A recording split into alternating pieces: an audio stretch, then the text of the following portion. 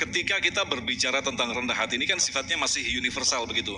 Ketika dikaitkan dengan tradisi, culture, daerah-daerah tertentu seperti di Arab Saudi begitu ya. Orang ketika bertemu dengan orang tua, dia tidak seperti orang Jawa kulon wun dan dengan gayanya masing-masing. Kayak Ustadz Asmar ini kan berapi-api. Nah, lantas rendah hati dalam pandangan Islam itu seperti apa? Patternnya itu seperti apa? Iya.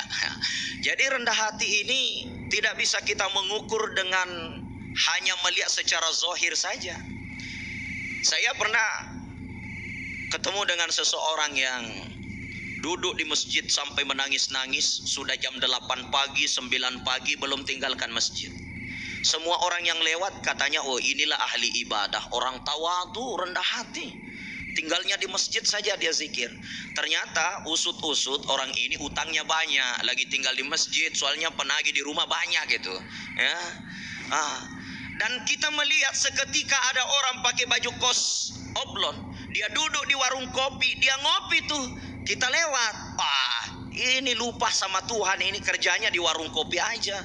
Belum tentu, bisa saja di warung kopi lidahnya senantiasa mengagungkan Allah, lidahnya senantiasa berzikir kepada Allah. Jadi kita tidak bisa hanya memandang dari segi zahir. Begitupun ketika kita melihat adat istiadat dalam kehidupan kita. Mungkin kita melihat orang-orang kita di Indonesia yang mungkin suku Jawa, ya kalau saya dari suku Bugis ya itu lain.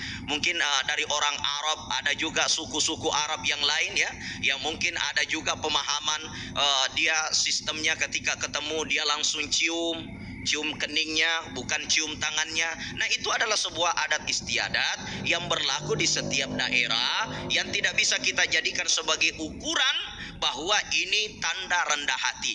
Bisa saja ada orang dia ruku sujud, iya Tuhan, tapi dia hanya mengharapkan penghormatan.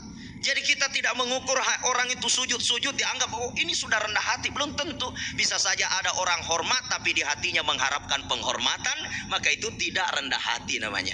Karena rendah hati itu adalah ukuran kita menjadi hamba yang tawadu, penuh tawajjuh, hanya mengharap ridho Allah Subhanahu wa taala. Itu makna hakikatnya, ilahi anta maqsudi wa ridhaka matlubi. Tuhanku, engkau adalah maksud dan tujuanku, dan hanya ridhomu yang kuharapkan. Itu definisi utama daripada tawadu itu sendiri.